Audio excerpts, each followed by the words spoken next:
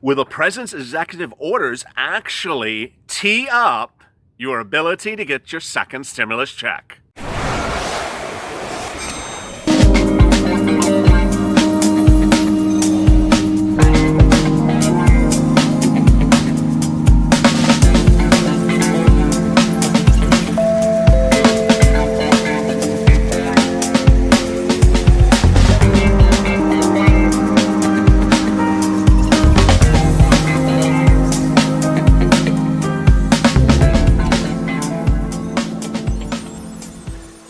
Hey, good evening, everybody. This is LALATE Evenings. Hope you're great. This is a part 2 of a 1-hour special on the second stimulus check as a result of 4 executive orders issued by the president this afternoon. These were great news because even though you may have an issue with the executive orders, it tees up, literally and figuratively, as the president's on a golf course, the second stimulus deal talks potentially in the next couple of days. Let me get right to the details. The president last night said he was going to issue executive orders, and he initially said they would come on Friday. Well, he issued them late Saturday from New Jersey on his golf course, and the executive orders covered payroll taxes, student loan deferment, which means you don't have to pay it back now, FPUC, and rent eviction and mortgage forbearance. In the first video of this 1-hour special, I go over the 4 provisions. This video is going to explain to you why the executive orders are actually a good thing, even though 1 or 2 may be completely unconstitutional. What's really a good thing about it is it shows the movement on FPUC and shows the movement to get a second stimulus package done. Earlier today, in a bombshell exclusive on this channel, I went through why the second stimulus check deals talks fell apart on Friday. And it wasn't because of FPUC, it wasn't because of hazard pay, it was because Nancy Pelosi's Democratic Heroes Act had a very large percentage, arguably its largest allocation, of the total $3 trillion proposal not given to you, not given to citizens of the United States, not given to the children who she cited nearly every single paragraph of her Friday press statement, but given to states. States were allocated upwards of $1 trillion, an enormous allotment in a bill that was not, in essence, urgent, funding states all the way to next year based upon the claim that they needed the money for COVID-19, while you sat here wondering, where's your stimulus check? Where's your stimulus check if you're on SSDI, SSI, Social Security, Railroad benefits? Where's your stimulus check if you have child support? Where's your hazard pay of $10,000? Where is your rent assistance or rent grant? And where's your FPUC of $600? Ironically, and this is the great news, none of those things were really stalling the negotiations. It was that darn big check to the states. The president said it was, and Nancy said it was. So, in issuing the executive orders, why is this actually a good thing, even though they're unconstitutional? What's good about it, it will now move the discussions more to the center and to get things done. Here's why. First, it has now isolated really what was the elephant in the room, this big allocation to states, and has isolated really what's the darling in the room and not the bad daughter son, FPUC, which really was dragged through the mud. I mean, FPUC has really been tarred, feathered, and put a wig on with some bad, outfit from Swag's Boutique. I mean, literally, FPUC has been given every single bad reputation it could be given. FPUC started back in May with Mitch McConnell saying that he would never extend it. It was dead. Then he said, maybe I'll do it at $100 a week, but I'm not going to give it because Americans are getting rich on FPUC and taking advantage of the federal government and creating a welfare state. All those comments tonight are sort of ironic because the president's now extending FPUC nearly at exactly the same rate it was originally, just at $400 a week instead of $600 a week. Then the Democrats came in with a proposal. And right before the proposal came in, guess who said to you, I hope the Republicans come in at about $300, $400, or $500, and if it's $400 or $500, I think the deal will get done. Well, they came in at $200. And I said, oh no, this is going to go off the tracks. The Hot Mess Express is not going to come into the train station. And they offered $200, but by the end of the week, the president offered 1 week of $600 and then offered for an entire month of $400 a week. Well, tonight he offered $400 a week, all the way to December. Exactly what I had suggested he should propose, and what would get the deals done. Ironically, the offer of the executive order, whether or not, despite the fact that it's completely constitutional, the president cannot send money out from the Treasury to pay for FPUC. He can. The point is that it now tees up getting it done.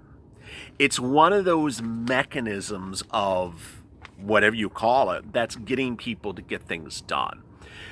Anyone that is going to go to court on Monday morning, which they are, to challenge FPUC at $400 a week will ultimately get tarred and feathered as well by Republicans to say, hey, you don't want to give people their unemployment benefits at $400. You're a bad person.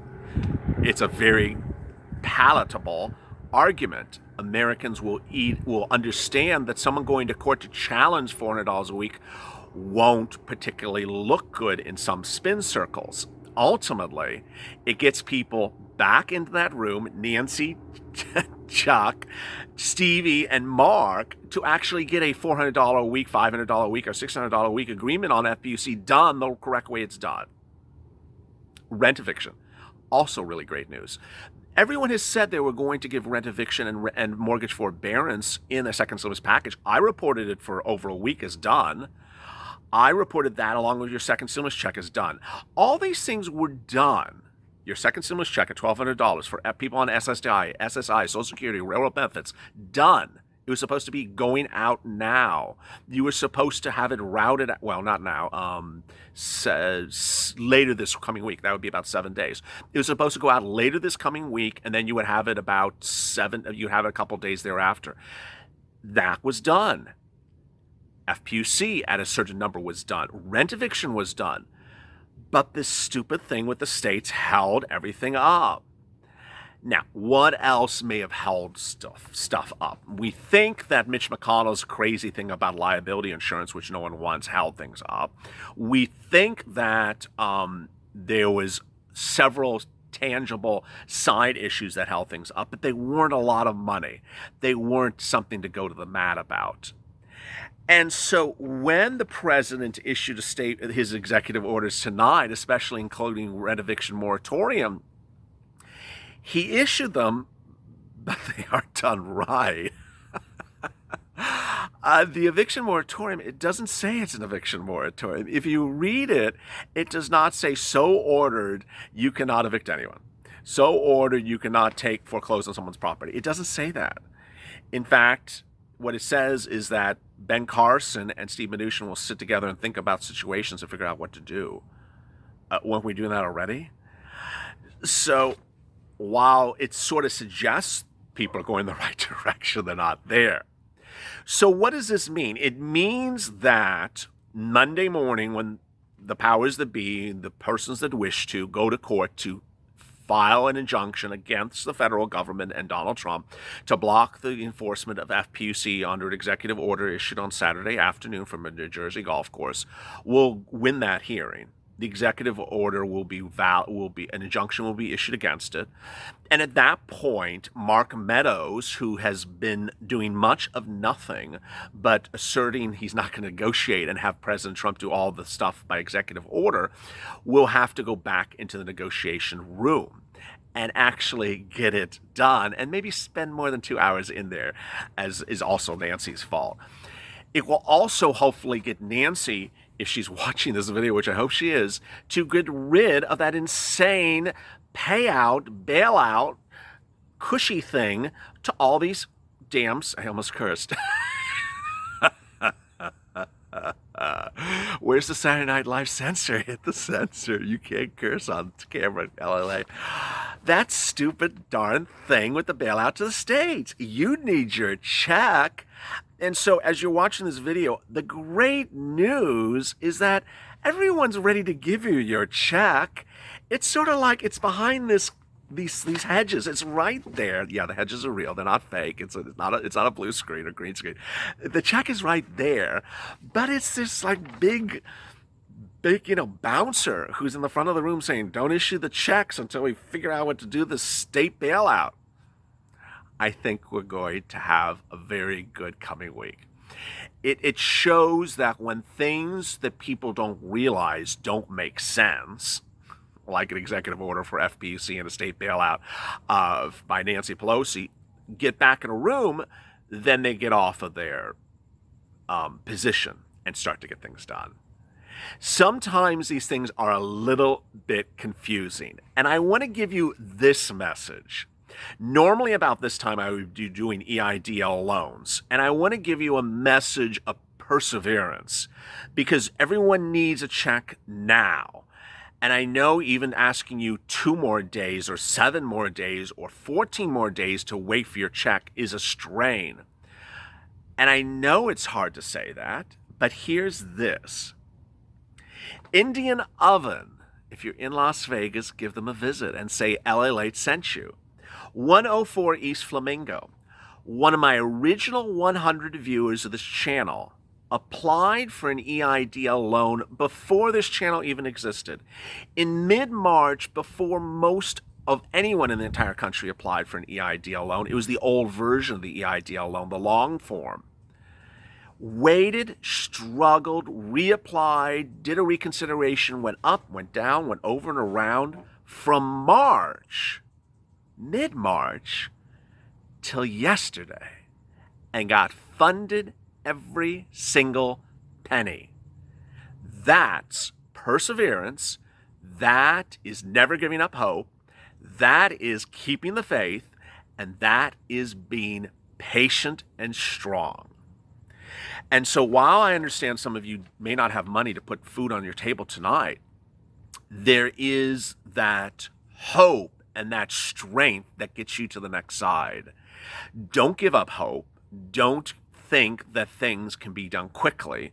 These are incompetent fools in Congress, and I'm not there. And you keep on saying, "LA, get to that room and get in there and hit some furniture louder than Mark and get them to do it." I would be happy, Anyone that can get me into the room, I will, I will crash the club. I will crash the club and bring the boom box and any purple shirts you want me to wear, and I will get it done. But, they are really incompetent buffoons.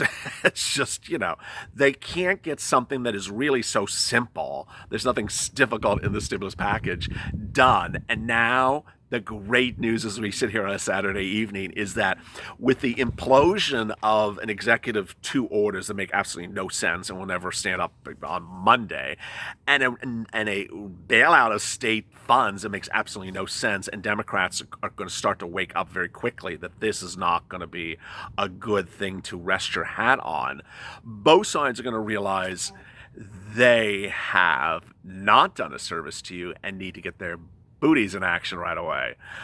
Wow. So this was a fun day.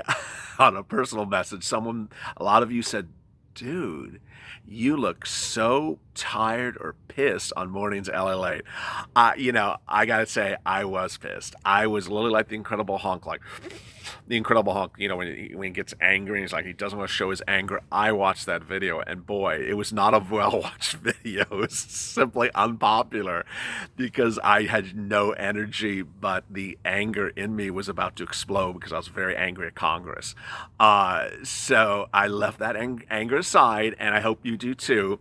I appreciate your wonderful comments. The comments today were truly inspiring, happy, positive, and great. So with that, thank you for joining me for a 1-hour special. I'll bring back EIDL tomorrow, I promise. And join me tomorrow morning at 8:30 a.m. Pacific Standard Time for Mornings LALATE with a better and happier, more disposition.